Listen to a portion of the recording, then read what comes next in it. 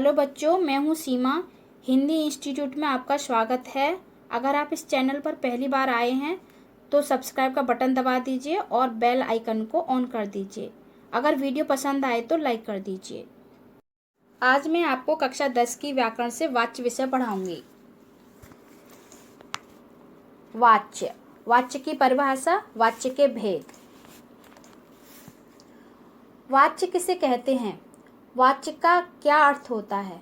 तो आइए देखते हैं। वाच्य का अर्थ है बोलने का विषय।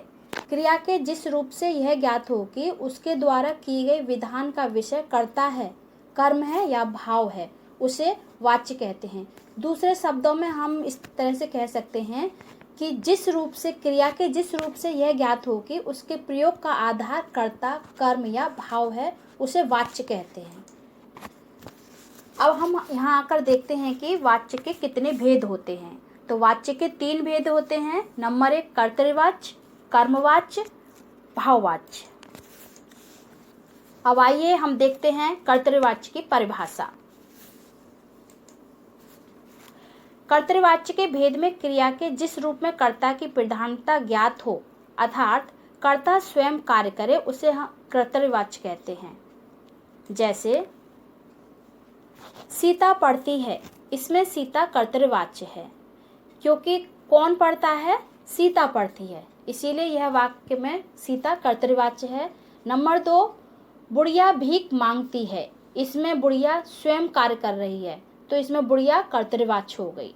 नंबर 3 रामनाथ मंदिर जाता है, इसमें रामनाथ स्वयं मंदिर जा रहा है, इसका मतलब रामनाथ कर्तृवाच्य है।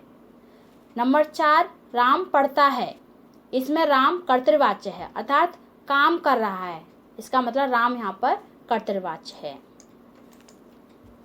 अब नंबर 2 कर्मवाच्य। कर्मवाच्य किसे कहते हैं? आइए हम यहाँ पर इसकी परिभाषा देख लेते हैं।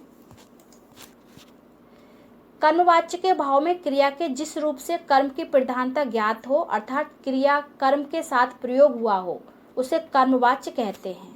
तो यहाँ पर सीधा सीधा अर्थ है कि कर्म, इस वाक्य में कर्म होना चाहिए। जैसे सुदामा के द्वारा लकड़ी तोड़ी जाती है, मतलब किसके द्वारा लकड़ी तोड़ी जाती है? सुदामा के द्वारा। क्या तोड़ी जाती है? लकड़ी तोड़ी जाती है, तो इसमें लकड़ी आपका कर्म हो गया, तो इसमें के द्वारा लकड़ी, यह इसमें कर्मवाच्य है।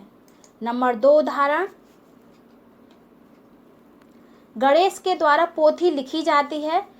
किसके द्वारा पोथी लिखी जाती है? गणेश के द्वारा। क्या लिखी जाती है? पोथी लिखी जाती है, इसीलिए सीधा सीधा इसमें के द्वारा पोथी कर्मवाच्य है। इसी तरह से नंबर 3 उदाहरण नंबर 3 गिरधर के द्वारा दवाई खाई गई। के द्वारा दवाई, किसी के द्वारा काम किया जा रहा है, तो इस वाक्य में के द्वारा दवाई आपका कर्मवाच्य हो गया। नंबर 4 मोहन के द्वारा बांस का टुकड़ा तोड़ा गया। के द्वारा बांस, इसमें भी मोहन के द्वारा बांस के टुकड़े को तोड़ा जा रहा है, तो इसमें कर्मवाच्य हो गया। आप कर्मवाच्य में मतलब इस तरह से भी पहचान कर सकते हैं, जिस वाक्य में के द्वारा से आए तो वहाँ पर कर्मवाच्य होता है। अब आइए नंबर 3 भाववाच्य। आइए भाववाच्य की परिभाषा देख लेते हैं।